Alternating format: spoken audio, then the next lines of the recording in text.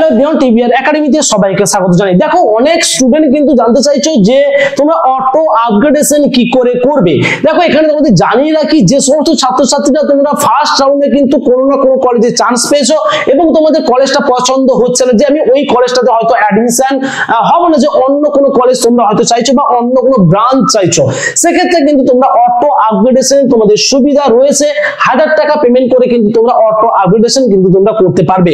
এক্ষেত্রে তোমাদের জানি রাখি, তোমরা যারা এখন প্রেজেন্ট টাইমে তোমরা যদি অটো আপগ্রেডেশন করতে যাচ্ছ, তোমাদের পেমেন্টের সময় কিন্তু তোমাদের আটকে দেওয়া হচ্ছে এবং সেখানে কিন্তু তোমাদের পেমেন্টটা কোনোভাবেই নেওয়া হচ্ছে না, বা অনেক স্টুডেন্টের পেমেন্ট হচ্ছে, টাকা কেটে নিচ্ছে কিন্তু সাকসেসফুল দেখাচ্ছে না। তো এর জন্য তোমরা কি করবে? দেখো, এই আমরা যে টেকনিক্যাল সমস্যাগুলো দেখছি, এটা কিন্তু প্রত্যেক বছর আমাদের এই মানে স্টেট কাউন্সিলিং এর বোর্ড থেকে কিন্তু প্রত্যেকবারই দেখা যায়, বা এই ওয়েবসাইটে কিন্তু দেখা যায়। সেটা কিন্তু পুরনো ওয়েবসাইট যেটা ছিল সেটা, এবং যারা নতুন হয়েছে এটা তো কিন্তু এই টেকনিক্যাল সমস্যাগুলো কিন্তু দেখা দেয় প্রত্যেকবারে। ঠিক আছে, শুধু এইবার বলে এইবার নয়, প্রত্যেকবারে কিন্তু পেমেন্ট নিয়ে কিন্তু সমস্যা থাকছেই এবং ডেট নিয়ে তো থাকছে, বা আদার্স তো অন্যান্য সমস্যা কিন্তু রয়েছে। তো এবার আছে, যাদের তোমাদের পেমেন্ট ফেল হয়ে গেছে, তোমরা কিন্তু অবশ্যই একটা করে মেল করো এবং তোমাদের যে টাকাটা কেটে সেটা কিন্তু তোমরা অবশ্যই তার স্ক্রিনশটটা কিন্তু অ্যাটাচ করে কিন্তু তোমরা মেল করবে। ঠিক আছে, এবং যারা এখনো পর্যন্ত তোমরা অটো আপগ্রেডেশনটা করতে পারছো না বা পেমেন্টটা তোমাদের হচ্ছে না, বা এই অপশনটাতে ক্লিক করলে কিন্তু কোনোভাবেই তোমাদের কাছে পেমেন্টের অপশন আসছে না, তো সেক্ষেত্রে আমরা বলবো যে তোমরা একটু ওয়েট করো, দেখো।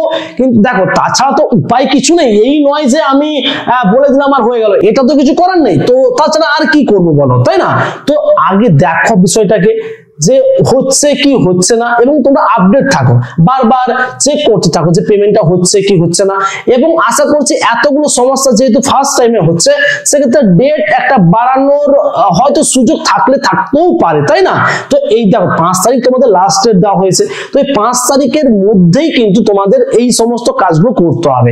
যেহেতু 5 তারিখ তোমাদের লাস্ট ডেট, এবং অটো আপগ্রেডেশন বা তোমরা কলেজকে অ্যাকসেপ্ট করবে, এর মধ্যে 5 তারিখের মধ্যে তোমাদের যা করা কিন্তু করতে হবে। এবার যেহেতু সময় নেই এবং টেকনিক্যাল সমস্যা চলছে, তোমাদের কিন্তু ডেট বাড়াতেও পারে। তো যারা যারা ভয় করছিলে, আশা করছি তোমাদের এবার কনসেপ্টটা ক্লিয়ার হয়েছে।